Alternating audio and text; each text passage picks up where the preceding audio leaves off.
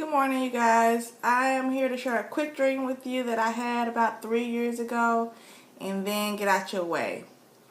God wanted me to share this dream. I didn't want to share it. I've only shared it with couple of people, not that many. And the two people I have shared it with, I kind of only told them parts. So God told me He wanted me to share the dream, and I'm going to share it in full with you guys today and then get out your way. So God had been working on me. I wasn't saved at the time, and I was living with my now husband, which at the time he was only my boyfriend. And we was living together, and he would spend the night at times, and eventually he just moved in. So we was living together, and we wasn't married, so we was living together out of wedlock. So when I went to sleep this particular night, of course he was there with me in the bed laying there, and I went to sleep, and all I could remember is in my dream I got up to check on my kids, because usually that's a routine for me through the night. Before I completely lay down and go to sleep, I get up and check on my kids, make sure they're good, sleeping right, not hanging off the bed, nothing like that crazy. TVs are cut off and things like that. So in my dream, that's where I was coming from doing. Basically, I was walking back into my bedroom from checking on my kids. And beside my bed was an angel. How did I know it was an angel? I just knew. He was standing beside my bed with his head down like this, with his arm in between his arms like this, as if he was just waiting for me to get there. So he's standing beside my bed. I walk in. I wouldn't say I was scared, but I was just like, who are you and what do you need, basically, is the best way I can describe it. Now, this is all the dream. So I look at him, and he said he wants to see you. As he raised up and looked at me as I'm walking in the room, and he says he wants to see you. And when I look at him, and when he said that to me, I immediately knew who he was. Not the angel, but who he was speaking of. So I sit on my bed and was like, hold on, wait a minute. Because I knew I was been doing wrong things. Basically, living with my boyfriend, and God had told me repeatedly over and over again that I was in error. I knew I was in error because I was raised like that. I knew I was raised in a Christian home, and I knew it was wrong. But of course I was doing it. And so he said to the angel, back to the dream, the angel looked at me and says he wants to see you. He begins to grab my arm, and I said, hold on, wait a minute. I said, I have small children, and when they come in the room, I need to wake up. And the angel just looks at me. And I said, so I just make sure I come back, meaning I was telling the angel, don't let me die. My kids need me. Just make sure I come back. So he looks at me and kind of nodded his head like, okay. He never really spoke besides saying he wants to see you. He grabs my hand, and that's when I tried not to go, or try to give him the, hold on, wait a minute. And I got a picture of how the angel looked. He didn't have wings. He had a royalty outfit on, I want to say. He was dark complected. I'm not going to say he was African American because I don't know that for a fact. It was dark in my room. But he was dark complected. And he had he didn't have a full shirt on. He had something I want to say something across his chest. I put up a picture. It isn't an exact picture, but it was something, the closest thing I could come up with. If you guys can see this, let me see. Let me zoom out a little bit. Something like that. He had a skirt on like that, but all the jewelry, of course, no, he didn't have none of that on, or a head garment, nothing like that. I'm just giving you kind of a example of kind of his attire.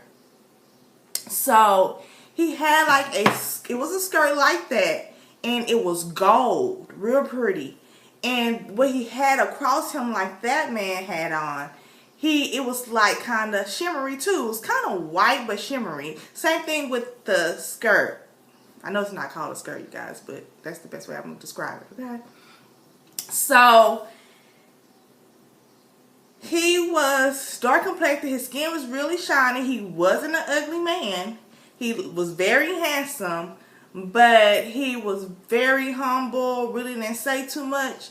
So he just grabbed my hand, and as I began to tell him, hold on, wait a minute, just make sure I wake up when my small kids come in the room, because they're going to be depending on me to be here, is what I tell the angel. He kind of nodded his head like, okay, and I immediately came out of my room. The next thing I remember is, and I was in this room, the room was dark, and I was immediately on my hands, and I was on my knees, and I was bowing down. Immediately when he took me from my bedroom to this place I was in now, I was on my knees bowing down. As I began to I was scared. I want to say I was shaking, but I'm not going to say that because I'm not definitely sure if I was shaking, but I was scared. I was scared. So I kind of like looked up, but I didn't get off my knees. But I kind of looked up like, and is the radiance coming from this figure's body. I can't even describe to you. That's like you're trying to look at the sun, basically. And I was trying to look, but I couldn't see. And he was very tall. His feet he had sandals on. He wasn't dark complected, but he wasn't light complected either. So, he had kind of, if you ever seen like a Cuban guy, you know, like they skin complexion, like that. Like a Jewish man, basically. And he had sandals on his feet, brown. I remember that because, of course, I was on my hands and knees. And I kind of look up and I see this radiance coming from this person's body, which was God, Jesus. The radiance was coming from his body. And I didn't say a word. I look up and he says to me, "You have been rebellious." His voice is very stern, and it kind of echoed. And when he said I had been rebellious, I began to immediately cry. I want to say I was trying to explain because I already knew what he was speaking of. So when God tell you something or tell you not to do something, you know what he's talking about. He don't even have to be specific. You already know. Just like when the angel came to my bed and said he wants to see you, I already knew he was talking about Jesus. I knew what he was saying. Of course, that's the Holy Spirit in me letting me know. But I believe even if I didn't have the Holy Ghost, I would still know exactly what the angel was talking about. So when he said, "You have been rebellious," when he said that to me, I began to, I want to say try to explain, but it just wouldn't come out. It would not come out. So he said, "You have been rebellious, take her away." When he said take her away, I went ballistic. I started crying. There was two men, I'm going to call them armors, came and one grabbed this arm, one grabbed this one, and they began to take me away. And as they was taking me away, of course, I was like, "Oh, no!" I was crying really bad. And I was screaming. I still couldn't see Jesus' face. I could see his figure, but the reflection of his body, you guys, is so radiant. You can't see him. You can't. The radiance that's coming, the bright light that's coming from his body, I can't even describe to you how bright it is. Your eyes cannot bear the brightness. I'm going to say that. So when they began to take me away, these two men, I began to immediately cry. So as I'm going back, he never moved. But as I began to move back, there's like a wall. And I began to grab the wall because at this moment, I felt like I was going to hell. I knew I was going to hell. I was like, I'm going to hell. I'm going to hell. And I was crying. I was screaming, please, no, no, no. I was crying so bad. And immediately I appeared in this room. Now let me tell y'all why I thought I was going to hell. Not only because he told me I was rebellious and he said take her away. It's also because behind me it was dark. Like very dark. If I've already described to you, the room was dark anyway. But behind me, it was really a darkness. And I just thought that's where I was going. I just knew that's where I was going. But when they began to take me away and I began to try to hang on to the wall, and the next place I was in, I was standing in line. And it was this lady. She was sitting at this table. She had a book in front of her. And it was a girl that was standing in front of me. So I was crying really bad. And the girl turns around and she looks at me like she had been crying too. The girl had like makeup on her face and she had like some green or purple eyeshadow on. She had like these big old earrings and they was like plastic looking. And she just turned around and looked at me and she turned back and looked at the lady. So her and the lady's having this conversation. I don't know what the conversation was. I couldn't hear. I was in tears. I was crying. I wasn't hollering and I'm like, I was just crying. And more like a silent cry, I guess you can say. And when the lady walks off and I was next to approach the lady at the table. When I approached the lady at the table, I immediately began to explain to her why I was allowing my then boyfriend to live with me. The lady just looks at me as if like I'm not the one you need to be explaining this to. So I was crying, explaining this to her, and I woke up. She had a pen in her hand and she had a book. What that means, I don't know. Still don't know. When I woke up out this dream, you guys, I was still in tears. I look over at my then boyfriend and he was asleep. And I get up out my bed and I do my hygiene. I go in my living room and I sit there. And I was still like devastated in tears. Not only because Jesus had just told me I had been rebellious, also because I felt like I disappointed him. Like he knew. I'm about to cry now.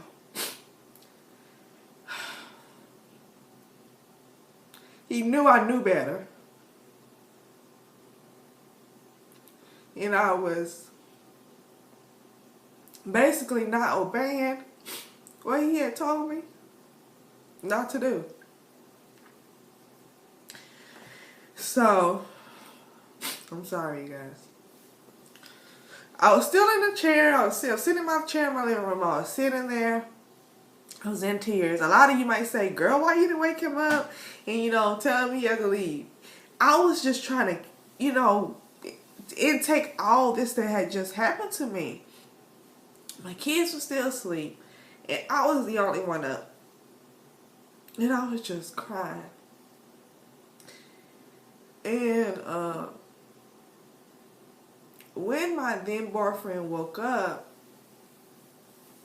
I told him he had to get out. I was like, I had a dream. And basically Jesus told me I was rebellious. Oh yeah, let me tell y'all too. I'm not like the smartest person ever or the dumbest person ever either, but the word rebellious had never been really told to me like that.